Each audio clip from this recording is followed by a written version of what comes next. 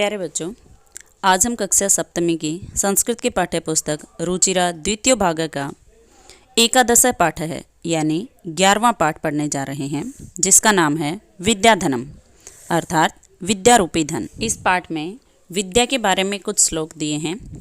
तो पहला श्लोक दिया है, न चोरहार्यम न च राजहार्यम न भ्रातृभाज्यम न च भारकारी वे कृते वर्धत एव नित्यम विद्याधनम सर्वधन प्रधानम। न चोरहार्यम, न का अर्थ नहीं, चोरहार्यम चोरों के द्वारा चुराने योग्य, अर्थात यह चोरों के द्वारा चुराने योग्य नहीं है। न च राजहार्यम, च का अर्थ और च का अर्थ लेंगे न से पहले, न का अर्थ नहीं, राजहार्यम राजा के द्वारा छीनने योग्य। न चोरों के द्वारा चुराने योग्य है और न ही राजा के द्वारा छीनने योग्य है। न भ्रातृभाजम, न का अर्थ नहीं, भ्रातृभाजम का अर्थ भाइयों में बांटने योग्य है, अर्थात भाइयों में बांटने योग्य नहीं है। न च भारकारी, न का अर्थ नहीं, च का अर्थ और च का अर्थ लेंगे न से पहले, भारकारी का अर्थ है भार को बढ़ाने वाली है, बोझ को बढ़ाने वाली है, अर्थात यह भार को बढ़ाने वाली नहीं है। व्यय कृते वर्धत एव नित्यम, व्यय कृते, व्यय का अर्थ खर्च, कृते करने पर, वर्धत एव, वर्धत यानी बढ़ती है, एव का अर्थ ही यानी बढ़ती ही है, नित्यम हमेशा यानी खर्च करने पर यह हमेशा बढ़ती ही है। विद्याधनम सर्वधन प्रधानम, विद्याधनम यानी विद्या रूपी धन, सर्वधन प्रधानम सभी धनों में प्रधान धन है। यह न तो चोरों के द्वारा चुराने योग्य है, न राजा के द्वारा छीनने योग्य है, न भाइयों में बांटने योग्य है, न ही भार को बढ़ाने वाली है। यह खर्च करने पर हमेशा बढ़ती ही है। विद्या रूपी धन सभी धनों में श्रेष्ठ धन है, प्रधान धन है। अगला श्लोक है, विद्या नाम नरस्य रूपम धीकम प्रचन गुप्तम धनम विद्या भोग करी यशः सुख करी विद्या गुरुणाम गुरुः विद्या बंधुजनो विदेश गमने विद्या परा देवता विद्या राजसु पूज्यते न ही धनम विद्या विहीन है पशु। विद्या नाम यानी विद्या नामक धन नरस्य यानी मनुष्य का, रूपम धीकम, रूपम प्लस अधिकम इस तरीके से विच्छेद करेंगे। रूपम यानी सौंदर्य है, अधिकम यानी अधिक, यानी विद्या रूपी धन मनुष्य का अत्यधिक सौंदर्य है, सबसे अधिक सुंदरता है। प्रच्छन्न गुप्तम धनम, प्रच्छन्न गुप्तम का अर्थ है अत्यंत छिपा हुआ यानी बहुत अधिक छिपा हुआ, धनम यानी धन है। विद्या भोग करी, विद्या भोग करी का मतलब है भोगों का साधन उपलब्ध कराने वाली है। यश है यानी यश प्रसिद्धि दिलाने वाली है। सुख करी यानी सुख प्रदान करने वाली है। विद्या गुरुणाम गुरुः यानी विद्या गुरुओं की भी गुरु है। आगे कहता है विद्या बंधुजनों विदेश गमने, विद्या बंधुजनों यानी मित्र है, विदेश गमने विदेश जाने पर। विद्या परा देवता, विद्या परा का अर्थ सबसे बड़ी, देवता यानी देवता है। आगे कहता है विद्या राजसु पूज्यते न ही धनम, विद्या राजसु यानी राजाओं में पूज्यते पूजी जाती है, पूजा की जाती है, यानी राजाओं में विद्या की पूजा की जाती है, न ही धनम धन की नहीं। विद्या विहीन है पशु, विद्या विहीन का अर्थ विद्या से रहित, पशु यानी पशु है, यानी विद्या से रहित व्यक्ति पशु के समान है। एक बार फिर से देखेंगे, विद्या नाम नरस्य रूपम धीकम प्रचन गुप्तम धनम यानी विद्या रूपी धन मनुष्य का सबसे अधिक सौंदर्य है और अत्यंत छिपा हुआ धन है। फिर कहता है विद्या भोग करी यशः सुख करी विद्या गुरुणाम गुरु यानी विद्या भोगों का साधन उपलब्ध कराने वाली है, यश और सुख प्रदान करने वाली है, विद्या गुरुओं की भी गुरु है। आगे कहता है विद्या बंधुजनों विदेश गमने विद्या परा देवता यानी विद्या मित्र के समान है विदेश जाने पर और विद्या सबसे बड़ा देवता है। आगे कहता है विद्या राजसु पूज्यते नहीं धनम यानी राजाओं में विद्या की पूजा होती है, धन की नहीं। विद्या विहीन है पशु, विद्या से रहित मनुष्य पशु के समान है। अगला श्लोक है केयूरः न विभूषयन्ति पुरुषम हारा न चंद्रो जवला न स्नानम न विलेपनम न कुसुमम नालंकृता मूर्धजाः वाणे का समलं करोति पुरुषम या संस्कृता धार्यते शीयन्ते खिलभूषणानि सत्तम वाग्भूषणम भूषणम। केयूरः का अर्थ बाजूबंद, न विभूषयन्ति सुशोभित नहीं करते हैं, पुरुषम यानी मनुष्य को, यानी बाजूबंद मनुष्य को सुशोभित नहीं करते हैं। बाजूबंद बाजू के ऊपर पहनने वाला एक आभूषण होता है, तो ये कहता है कि बाजूबंद मनुष्य को सुशोभित नहीं करते हैं। हारा न चंद्रोजवला, हारा यानी हार, हार भी, न यानी नहीं, और हार भी कैसे, चंद्रोजवला यानी चंद्रमा के समान चमकदार। कहता है कि बाजूबंद मनुष्य को सुशोभित नहीं करते हैं और न ही चंद्रमा के समान चमकदार हार। फिर कहता है न स्नानम न विलेपनम, न स्नानम यानी स्नान भी नहीं, न विलेपनम नहीं लेप और लेप है सुगंधित द्रव्यों का, चंदन केसर आदि का लेप। न कुसुमम न फूल, नालंकृता मूर्धजा। नालंकृता का विच्छेद करेंगे, न प्लस अलंकृता। न का अर्थ है नहीं, अलंकृता का अर्थ है सजाई हुई, मूर्धजा का अर्थ है चोटी। कहता है कि बाजूबंद मनुष्य को सुशोभित नहीं करते हैं, न चंद्रमा के समान चमकदार हार मनुष्य को सुशोभित करते हैं, न स्नान, न सुगंधित द्रव्यों का लेप, न फूल और न ही सजाई हुई चोटी मनुष्य को सुशोभित करती है। तो फिर क्या सुशोभित करता है? कहता है वाणी का समलंग करोति। वाणी का, इसका विच्छेद करेंगे, वाणी प्लस एका। एका का अर्थ है एकमात्र वाणी समलंग करोति यानी अच्छी तरह से सुशोभित करती है, पुरुषम यानी मनुष्य को। और वो वाणी भी कैसी हो? या संस्कृता धार्यते। या का अर्थ है जो, संस्कृता यानी संस्कार युक्त, परिष्कृत, धार्यते धारण की जाती है। ऐसी वाणी जो संस्कार युक्त धारण की गई हो, यानी संस्कारों वाली वाणी जो धारण की जाती है, वही मनुष्य को अच्छी तरह से सुशोभित करती है, वही मनुष्य की शोभा बढ़ाती है। फिर कहता है शीयन्ते खिल भूषणानि सत्तम वाग भूषणम भूषणम। शीयन्ते खिल भूषणानि, इसका जब आप विच्छेद करेंगे तो शीयन्ते प्लस अखिल भूषणानि होगा। शीयन्ते का अर्थ नष्ट हो जाते हैं, अखिल भूषणानि यानी संपूर्ण आभूषण, सारे आभूषण नष्ट हो जाते हैं। सप्तम यानी निरंतर। वाग भूषणम का अर्थ है वाणी रूपी आभूषण। भूषणम का अर्थ है शोभा बढ़ाता है, यानी सारे आभूषण नष्ट हो जाते हैं, हमेशा निरंतर वाणी रूपी आभूषण मनुष्य की शोभा बढ़ाता रहता है, उसको सुंदर बनाता रहता है, उसको सुशोभित करता रहता है। अगला श्लोक है विद्या नाम नरस्य कीर्तिर्तुला भाग 6 चाश्रय है। धेनु काम दुघा रतिश्च विरहे नेत्रम तृतीयम चैसा सत्कारायत्नम कुलस्य महिमा रत्नैर्विना भूषणम तस्मादन्यमुपेक्ष्य सर्व विषयम विद्याधिकारम कुरु।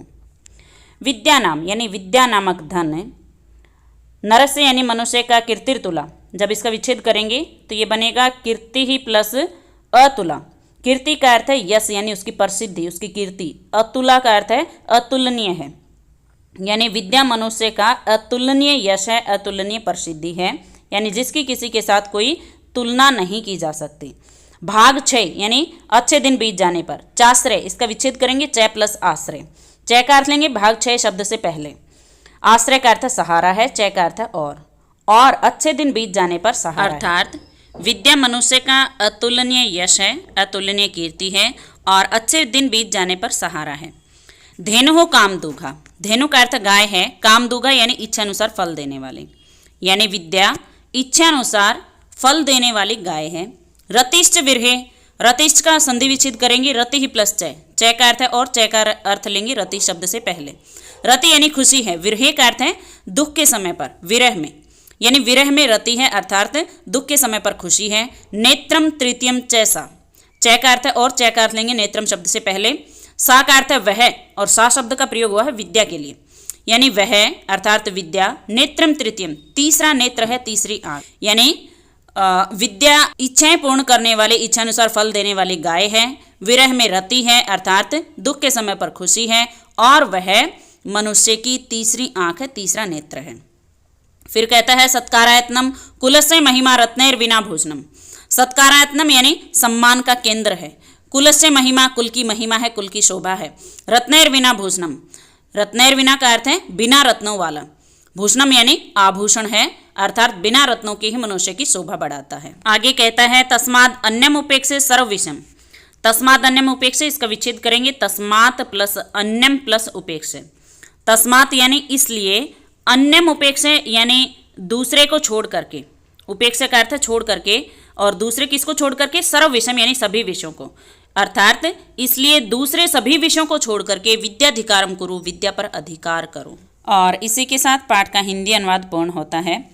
तो चलिए अब अभ्यास की ओर बढ़ते हैं।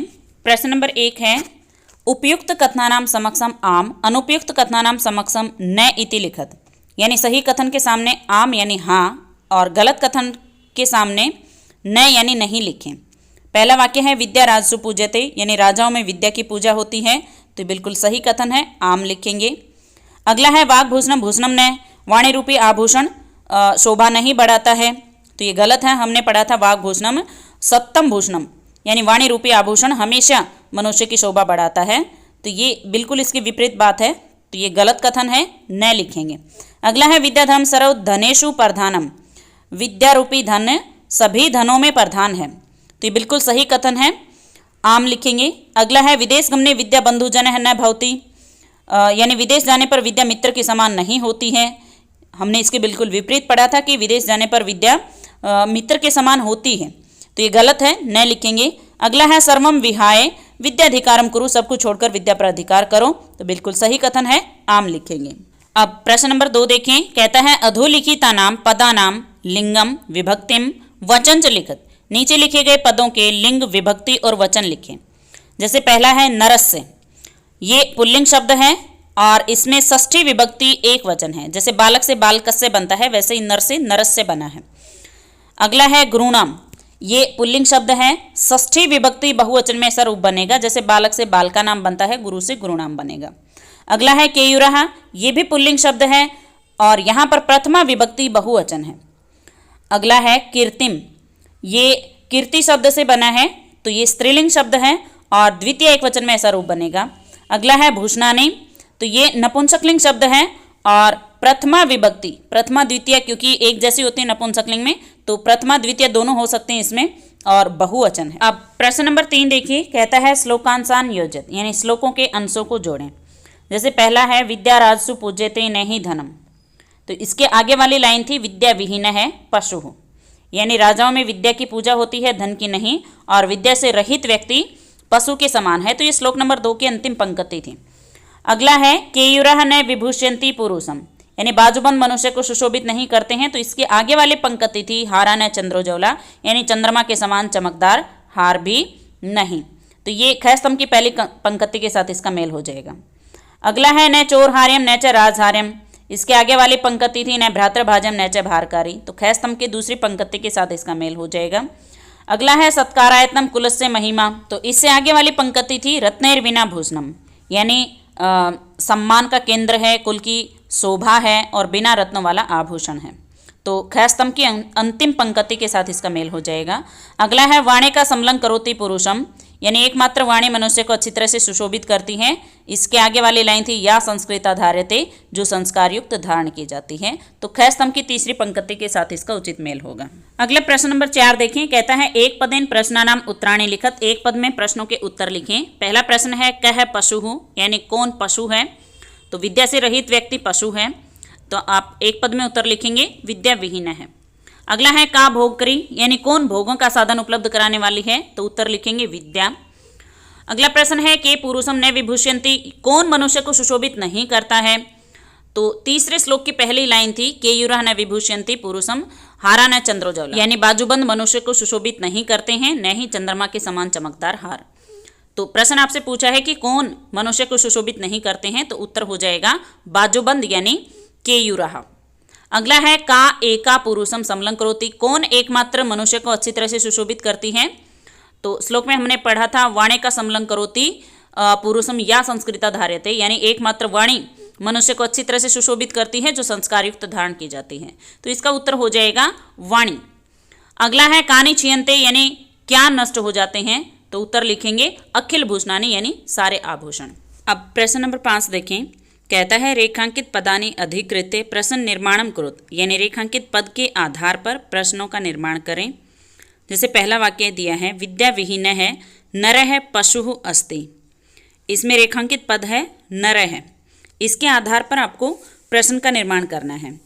तो जब इस तरह के प्रश्नों को हल करेंगे तो रेखांकित पद में सबसे पहले हम 3 चीज़ें देखेंगे, लिंग, विभक्ति और वचन।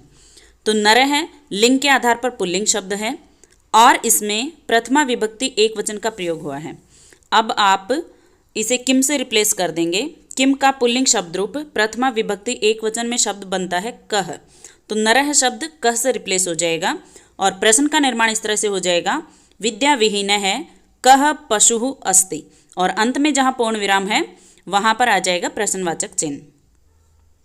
अगला वाक्य है विद्या राजसु पूज्यते, यानी विद्या की राजाओं में पूजा होती है, तो इसमें रेखांकित पद दिया है विद्या, तो वही सबसे पहले हम लिंग, विभक्ति और वचन देखेंगे। तो विद्या लिंग के आधार पर स्त्रीलिंग शब्द है और प्रथमा विभक्ति एक वचन का प्रयोग हुआ है इसमें। अब आप किम का स्त्रीलिंग शब्द रूप देखेंगे, प्रथमा एक वचन में शब्द बनता है का, तो विद्या के स्थान पर का प्रयोग करेंगे और प्रश्न का निर्माण इस तरह से करेंगे का राजसु पूज्यते और अंत में आ जाएगा प्रश्नवाचक चिन्ह। अगला वाक्य है चंद्रो जवलाः हाराः पुरुषं न अलंकुर्वन्ति। इन चंद्रमा के समान चमकदार हार मनुष्य को सुशोभित नहीं करते हैं। तो इसमें रेखांकित पद दिया है हाराः, जो कि लिंग के आधार पर पुल्लिंग शब्द है। प्रथमा विभक्ति बहुवचन में ऐसा रूप बनता है, जैसे बालक से प्रथमा बहुवचन में बालकाः बनता है, तो वैसे ही हार से बना है प्रथमा बहुवचन में हाराः। तो अब आप किम का पुल्लिंग शब्द रूप देखेंगे। प्रथमा विभक्ति बहुवचन में शब्द बनता है के, तो हारा शब्द के स्थान पर के का प्रयोग करेंगे और प्रश्न का निर्माण इस तरह से हो जाएगा, चंद्रो जवलाः के पुरुषम न अलंकुर्वन्ति, और अंत में आ जाएगा प्रश्नवाचक चिन्ह। अगला है पिता हिते नियुक्ते। इसमें पिता रेखांकित पद दिया है, जो कि लिंग के आधार पर पुल्लिंग शब्द है। प्रथमा एक वचन में ऐसा शब्द बनता है। अब आप किम का पुल्लिंग शब्द रूप देखिए। प्रथमा विभक्ति एक वचन में शब्द बनेगा कह, तो पिता शब्द रिप्लेस हो जाएगा कह से और प्रश्न का निर्माण इस तरह से हो जाएगा, कह हिते नियुक्ते, और अंत में आ जाएगा प्रश्नवाचक चिन्ह। अगला है विद्याधनम सर्व धन प्रधानम धनम अस्ति, यानी विद्या रूपी धन सर्वप्रधान या सर्वश्रेष्ठ धन है। तो इसमें जब आप प्रश्न का निर्माण करेंगे तो प्रश्न बनेगा कि विद्या रूपी धन कैसा धन है। इसमें आप देखेंगे सर्वप्रधानम शब्द को इसने रेखांकित किया है, जो कि धनम शब्द का विशेषण शब्द है। यदि इस वाक्य में धनम शब्द को रेखांकित किया जाता तब हम इसे किम के शब्द रूप से रिप्लेस कर देते, परंतु यहाँ पर धनम का विशेषण शब्द है सर्वप्रधानम, जिसे रेखांकित किया गया है। ऐसी स्थिति में जब विशेषण को रेखांकित किया जाएगा तो ऐसी स्थिति में हम कैसा, यानी कैसा के लिए संस्कृत में 3 तरह के शब्द होते हैं लिंग के आधार पर। अगर नपुंसकलिंग शब्द है वो तो कीदृशम का प्रयोग करेंगे, और अगर स्त्रीलिंग शब्द है तो कीदृशी शब्द का प्रयोग करेंगे, और अगर रेखांकित पद पुल्लिंग है तो उसके स्थान पर कीदृश शब्द का प्रयोग करेंगे। तो हमें सबसे पहले तो ये देखना होगा कि सर्वप्रधानम शब्द लिंग के आधार पर कैसा शब्द है, और अगर इसमें आपको डायरेक्ट समझ में नहीं आता तो आप इसके विशेष्य में लिंग विभक्ति और वचन की पहचान कर लेंगे। और क्योंकि विशेषण और विशेष्य दोनों में समान लिंग, समान विभक्ति, समान वचन होता है, तो आप धनम का लिंग विभक्ति और वचन देख लें। तो जैसा लिंग विभक्ति और वचन धनम शब्द का होगा वही सर्वप्रधानम शब्द का भी होगा। तो धनम लिंग के आधार पर नपुंसकलिंग शब्द है, प्रथमा विभक्ति एक वचन का इसमें प्रयोग हुआ है। तो सर्वप्रधानम शब्द भी नपुंसकलिंग शब्द हुआ, प्रथमा विभक्ति एक वचन। अब आप क्योंकि नपुंसकलिंग शब्द है तो कीदृशम शब्द से इसे रिप्लेस कर देंगे, तो प्रश्न का निर्माण इस तरीके से हो जाएगा, विद्याधनम कीदृशम धनम अस्ति, और अंत में आ जाएगा प्रश्नवाचक चिन्ह। अगला वाक्य है विद्या दिक्षु कीर्तिम तनोति। इसमें दिक्षु रेखांकित पद है, जो कि लिंग के आधार पर स्त्रीलिंग शब्द है। सप्तमी विभक्ति बहुवचन में ऐसा रूप बनता है। अब आप किम का स्त्रीलिंग शब्द रूप देखेंगे। सप्तमी विभक्ति चलेगी कस्याम कयोहो कासु, हमें चाहिए सप्तमी विभक्ति बहुवचन, तो ये दिक्षु शब्द कासु से रिप्लेस हो जाएगा, और प्रश्न का निर्माण इस तरह से हो जाएगा, विद्या कासु कीर्तिम तनोति, यानी विद्या किसमें प्रसिद्धि को फैलाती है, और अंत में आ जाएगा प्रश्नवाचक चिन्ह। अब प्रश्न नंबर 6 देखें। कहता है पूर्ण वाक्यन प्रश्नानाम उत्तराणि लिखत। पूर्ण वाक्य में प्रश्नों के उत्तर लिखें। पहला प्रश्न है गुरुनाम गुरुः का अस्ति, यानी गुरुओं की गुरु कौन है। तो गुरुओं की गुरु विद्या है। उत्तर लिखेंगे गुरुनाम गुरुः विद्या अस्ति। अगला प्रश्न है कीदृशी वाणी पुरुषम समलं करोति, यानी कैसी वाणी मनुष्य को अच्छी तरह से सुशोभित करती है। तो संस्कार युक्त वाणी मनुष्य को अच्छी तरह से सुशोभित करती है। तो उत्तर लिखेंगे संस्कृता वाणी पुरुषम समलं करोति, यानी संस्कार युक्त वाणी मनुष्य को अच्छी तरह से सुशोभित करती है। अगला प्रश्न है व्यय कृते किम वर्धते, खर्च करने पर क्या बढ़ता है।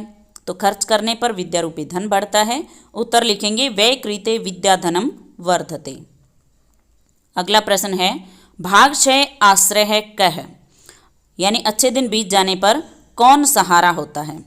तो अच्छे दिन बीत जाने पर विद्या सहारा होती है। उत्तर लिखेंगे भागक्षय आश्रय है विद्या अस्ति या भवती।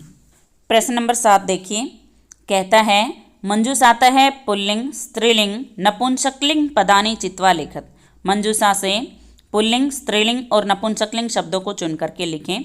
तो मंजूषा में दिए गए शब्द हैं विद्या, धनम, संस्कृता, सत्तम, कुसुमम, मूर्धजाः, पशुः, गुरुः, रति। इनमें से पुल्लिंग शब्द हैं मूर्धजः, पशुः और गुरुः।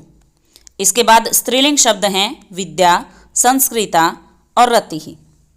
शेष शब्द नपुंसकलिंग शब्द हैं जैसे धनम, सत्तम और कुसुमम।